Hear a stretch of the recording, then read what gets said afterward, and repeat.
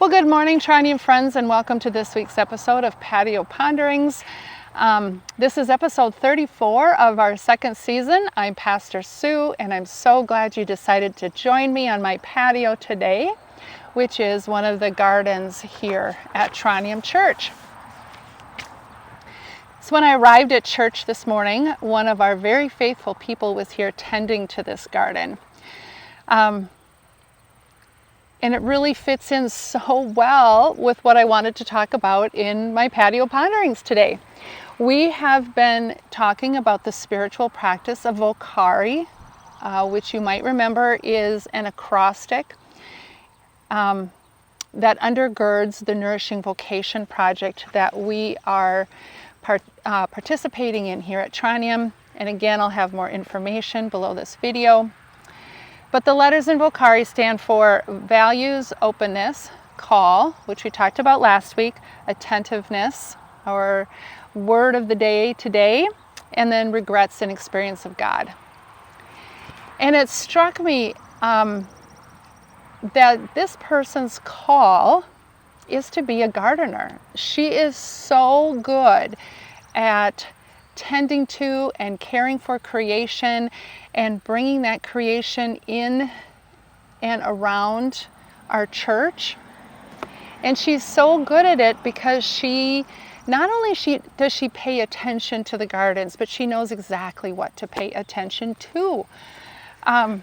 We had this whole conversation today about the kind of mulch that was here and the weeds she was trying to get rid of, and she knew exactly how she needed to get rid of those. And there were bugs in another plant, and so she had to figure out how to get rid of those. And the end result is that we just have God's beauty then surrounding us as we worship.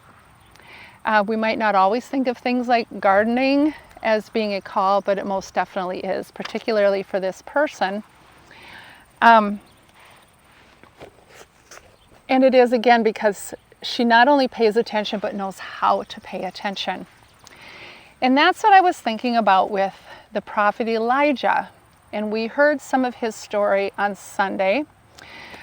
Elijah was on the run from evil Queen Jezebel, who wanted to take his life, and he's up hiding on the mountain, and God tells him to come out, that he's about to pass by.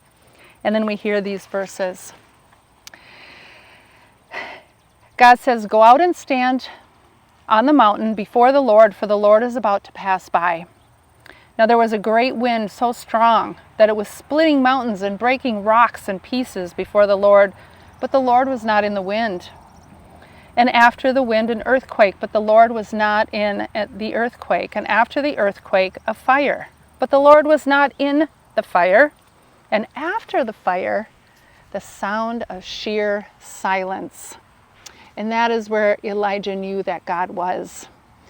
And so my question was, how did Elijah know that God was not in all these big kind of supernatural events, but he was in the sound of sheer silence? How did Elijah know? Because if we've read the rest of Elijah's story, we know that God shows up in Elijah's life in big, powerful ways, in wind, in fire, in storms. And here he's showing up in a different way, in a way that's more ordinary and unexpected, and yet Elijah recognizes it. And I think it's because Elijah pays attention. Elijah's call is to be a prophet, and a prophet is someone who speaks on behalf of God. And if we're going to speak on behalf of God, we probably should get to know God pretty well. So I think Elijah, over the years, has paid attention to who God is and what God has been doing in the world and how God works and the kinds of things that God does. So when God shows up in an unexpected way, Elijah can recognize it. So I'm wondering if we always pay attention, not only to how we do our calls, but I think it works the opposite way sometimes too, that not only do we get a call and then pay attention to the things that go into that call, but more often than not, probably, paying attention leads us to what our call is. And then this goes and ties back to our values, right? We talked about values a few weeks ago, and what are our values, and do they align with God's values? So if we have our values in this hand, are we paying attention in a way that's aligned with those values and aligned with God's values?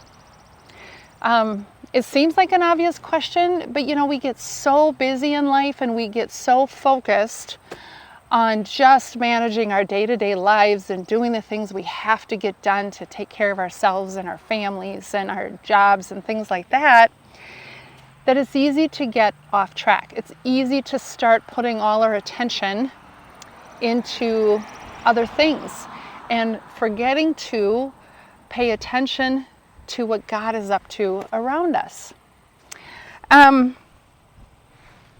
So here's my question. What I'm wondering is how do you pay attention for God in the world?